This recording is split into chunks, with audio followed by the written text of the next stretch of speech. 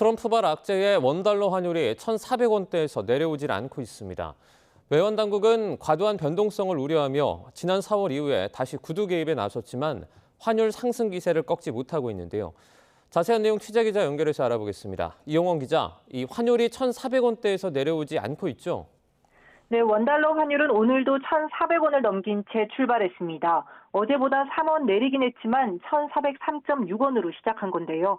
어제는 장중 1,411원을 넘보며 2년 만에 최고치를 기록했었습니다. 오늘은 하락 출발에 주춤하나 했지만 다시 오름세를 보이며 지금은 1,408원대에서 움직이고 있습니다. 심리적 마지노선인 1,400원을 넘어선 상태가 계속되고 있는 겁니다. 네, 결국에는 외환 당국이 구두 개입에 나섰죠? 네, 오늘 최상욱 부총리 주재로 거시경제금융현안 간담회가 열렸는데요. 이 자리에서 환율 불안에 적극적인 조치를 하겠다는 발언이 나왔습니다. 최 부총리는 미국 신정부의 정책 기조 변화와 함께 세계 경제 성장, 물가, 통화 정책 관련 불확실성이 상존하고 있다고 우려했습니다. 이에 금융 외환시장 변동성이 과도하게 확대되면 적극적인 시장 안정 조치를 신속히 시행해달라고 당부했습니다. 환율 급등세가 계속되면 시장에 개입하겠다는 메시지를 준 건데요. 이런 구두 개입은 중동 정세 불안으로 환율이 1,400원 턱밑까지 올랐던 지난 4월 이후 7개월 만입니다. 다만 구두 개입이 나온 이후에도 환율은 진정세를 보이진 않고 있습니다. 정부가 이렇게 나설 정도로 환율 불안이 커진 이유는 뭡니까? 내년 1월 공식 출범하는 트럼프 정부가 미국 우선주의를 내세우고 있기 때문입니다.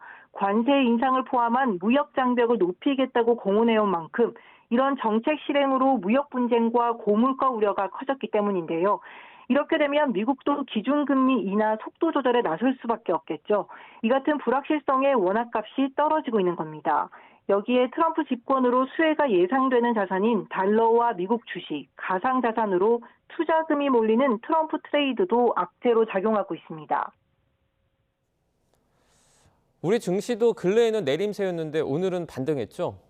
네, 일단 상승 출발했습니다. 코스피는 0.55% 오른 2,430.26으로 문을 열었습니다. 나흘째 내림세를 멈추고 반등한 건데요.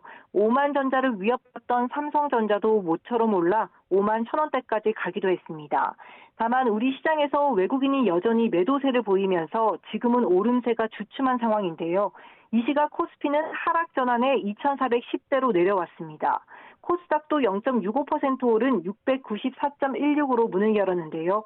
현재는 내림세로 돌아서 690 아래에서 움직이고 있습니다. 지금까지 한국거래소에서 YTN 이영훈입니다.